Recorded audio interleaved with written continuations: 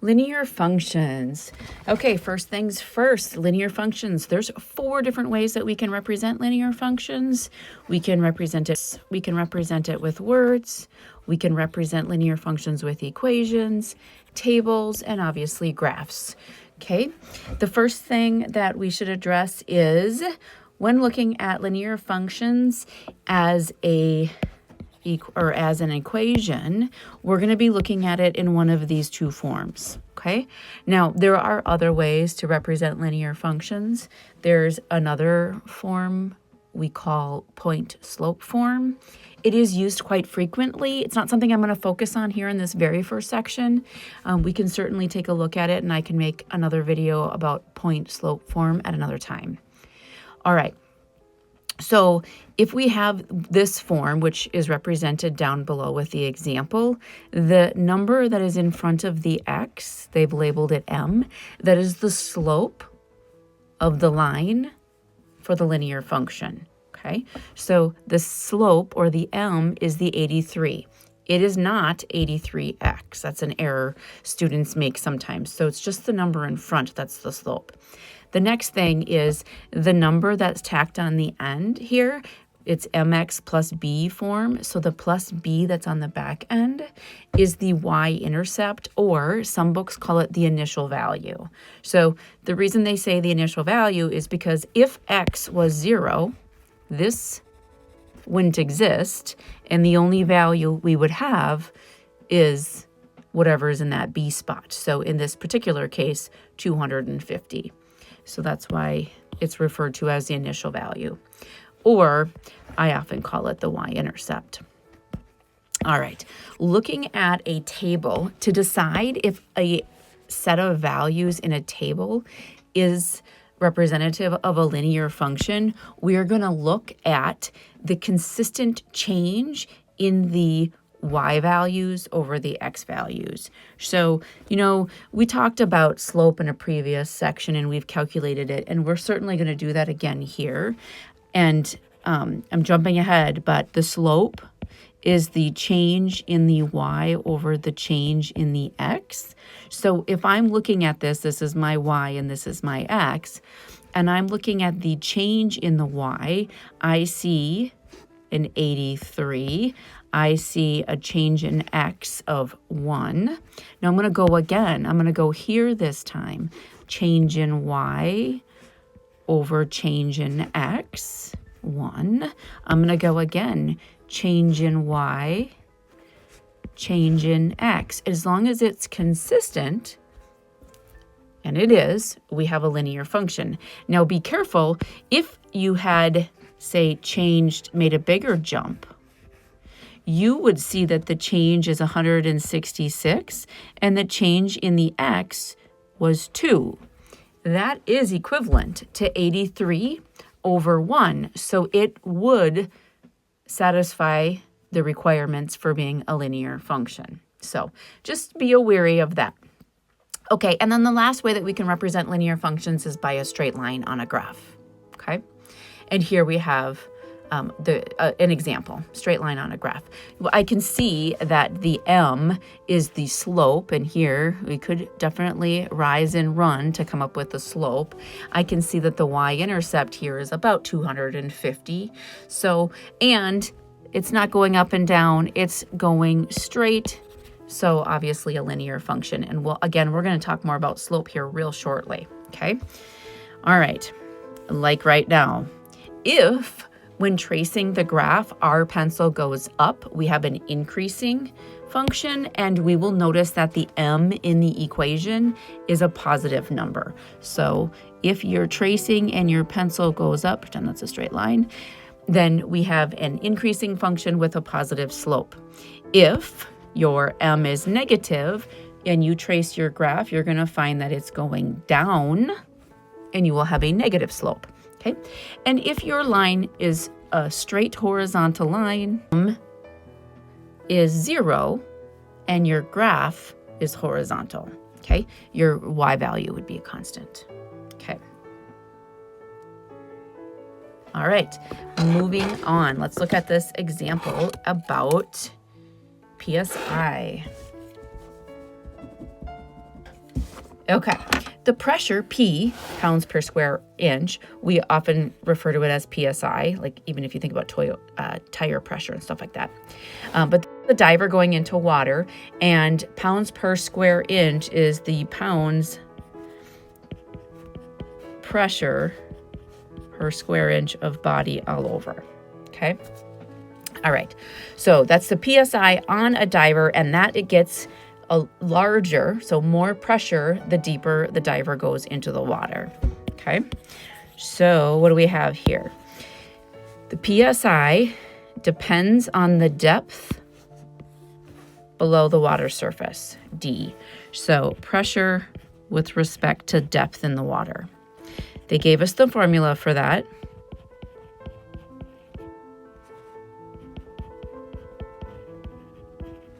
And they want us to write in words what this means. Well, this is the initial value. So that would be surface, like PSI on the surface. And then let's talk about what slope means. This slope, remember, is the change in the y over the change in the x. Well, y in our case is pressure and x is depth. So we are going to change 0.434 psi per 1 what? 1 foot. Okay, so let's write a sentence to kind of talk about what this whole thing means. At the surface, the PSI is 14.696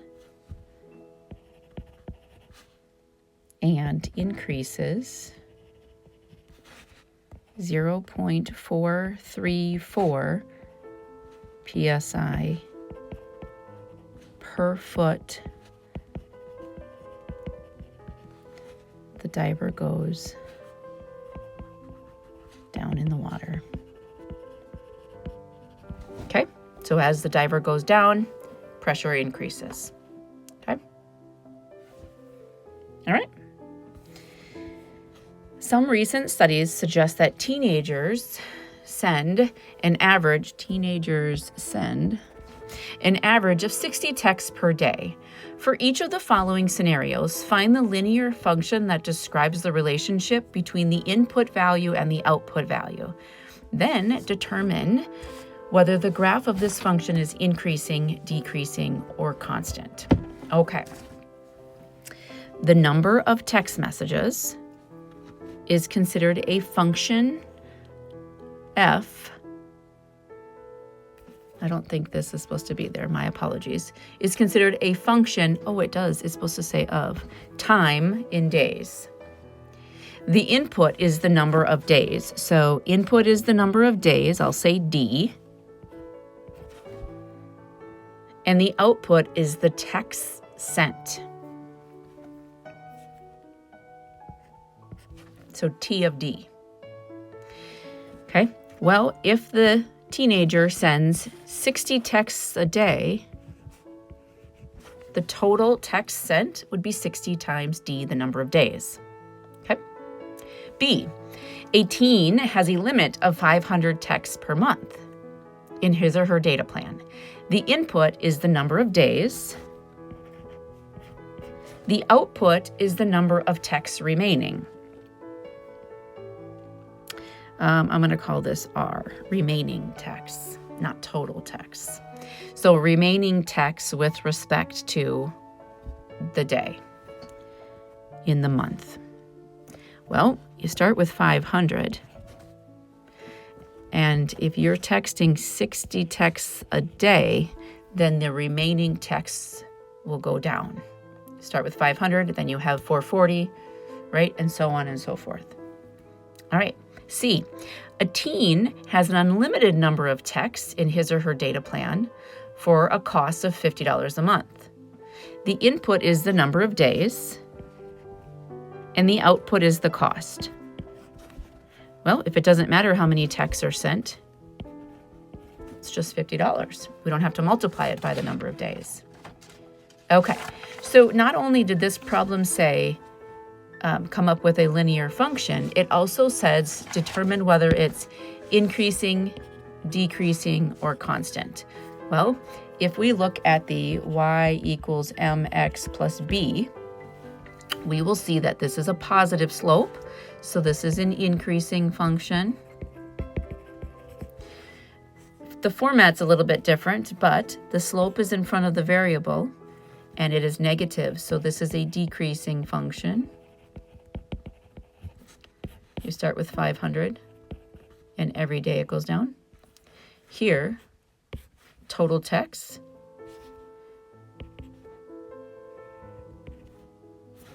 Here, it's only 50. There's nothing to multiply by, so this is constant. Graphically, the cost. Whoop. Come on, pen. Is $50 the whole time. All right, calculating slope. You've likely seen this before, but as review, let's talk about it. I've referred a couple of times to the change in the y over the change in x being the slope, which we've called m as part of the equation, okay? The y is what comes out. The x is what goes in. And then we have a formula that you've likely seen. The y's, to find the change in it, we'll subtract the y's, and to find the change in x's, we subtract the x's, okay? So let's look here at this next example. If f of x is a linear function and 3, -2, 8, 1 are points on the line, find the slope. Well, we know that it's change in y over change in x. These are the y values. It doesn't matter which one you call y value number 1, y value number 2. Pick one. 1 minus a -2, because you're subtracting them. Now, if 1 came first on the top, then your 8 has to come first on the bottom. So, because you have to start with the same coordinate. So the change in the x's will be 8 down to 3. Okay? So for the y's, we started at 1, we went to -2, right? So when we take the difference there, we get 3, 8 to 5. Okay? If you had done it the other way, you'd have -2 minus 1 over 3 minus 8, and you would get a -3 over a -5. Do we end up with the same slope regardless? Yes. So, because a negative over a negative is a positive. So is this slope increasing or decreasing? It is increasing. If we graphed these 2 points and then traced it left to right, 3, -2, 8, 1. Left to right, we see we're increasing. All right. The population of a city, increased from 23,400 to 27,800 between the years 2008 and 2012.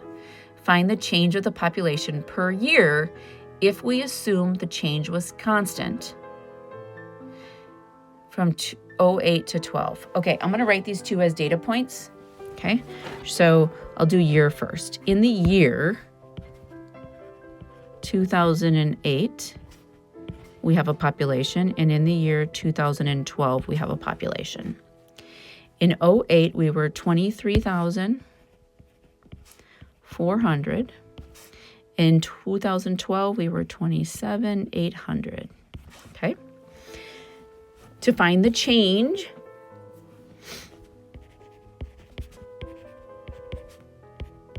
we're going to find the slope. And again, it doesn't matter which one you start with. I always start with the second one, typically. That's given 2012 and 2008. Okay, so population 4,400 over 4 years, which means, simplifying that, is 1,100 people per year, and it's positive. The population grew, and we can see that it did. Okay, so this was a growth, not a decline in population. All right, number 5, write the equation for a linear function given this graph. Okay, well, we talked about initial value, and it's a little bit misleading because you might be looking at that going, well, where's the initial value? Well, the initial value, or the b, is really the point where it crosses the x-intercept, because it's 0 for x, b for y. So in this case, it's 0, 2. So initial value is when x is 0. What do you get? Okay, so I know the b is a 2. I don't know the slope yet. All right, I'm going to pick 2 points. And remember, slope is change in y over change in x. I can certainly write the points. Here I have 2, 8. Here I have 0, 2. And I can do, 8 minus 2 over 2 minus 0, right? Another way to find slope is to count, if you can, if there's enough information. I see a jump of 2, a jump of 4, a jump of 6. So it goes up 6 for a run of 2. Now, if we had subtracted the y's, would I have gotten 6 over 2 for the change in y over change in x? Yes, I would. Okay, so basically, at the end of the day, what am I saying? Slope is 3. So my equation is y equals 3x plus 2. Okay? Next, suppose Ben starts at a company in which he incurs a fixed cost of $1,250 per month for overhead. It includes his office. His production costs are $37.50 an item. Write the linear function for cost, C of x, when x is the number of items produced and it's in a given month. So the cost in 1 month, okay,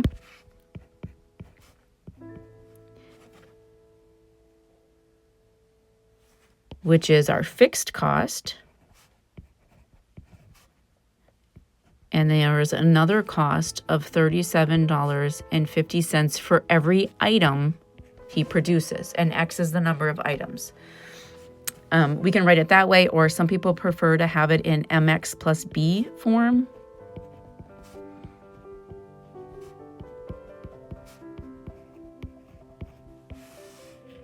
So they can pluck out the slope and the initial value. Okay. Next, if f is a linear function with f of 3 equals -2 and f of 8 equals 1, find the equation of the function in slope-intercept form. Slope-intercept is our mx plus b form because m is the slope, b is the y-intercept, and I'll say y here. Okay. There is other forms. I'm not focusing too much on them right now. All right. Well, this is an x and this is the corresponding y. This is an x and this is the corresponding y. So to get slope-intercept form, I need the slope. So change in y over change in x, 1 minus a -2 over 8 minus 3. Interesting. This is 3 over 5. So now we know our slope is 3 over 5. I need to know my b value before I'm done here. So they didn't tell me what the initial value is, but this equation has to work for these values. Either one, it doesn't matter which we use. What I'm saying by that is, this equation, when 8 is plugged into it, 3/5 times 8, plus whatever the b is, has to give me an answer of 1.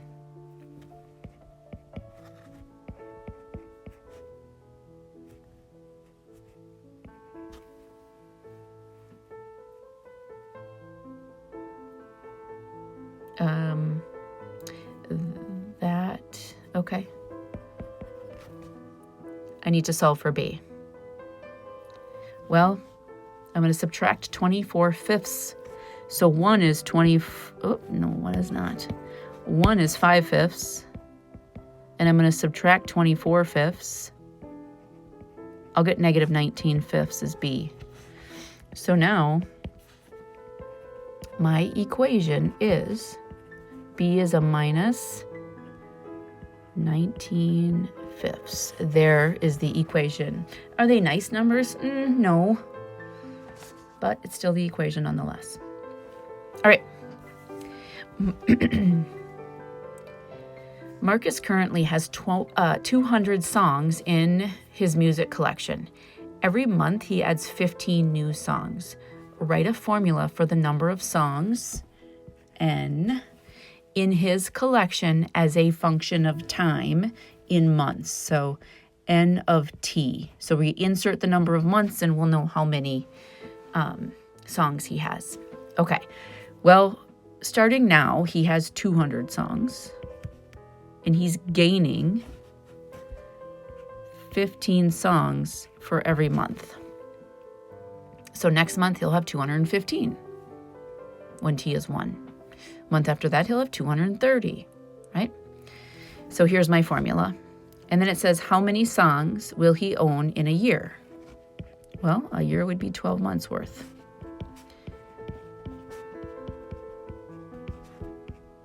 So 15 times 12, 180 maybe. Let's do the math on that. Grab my calculator. And we end up with 380 songs.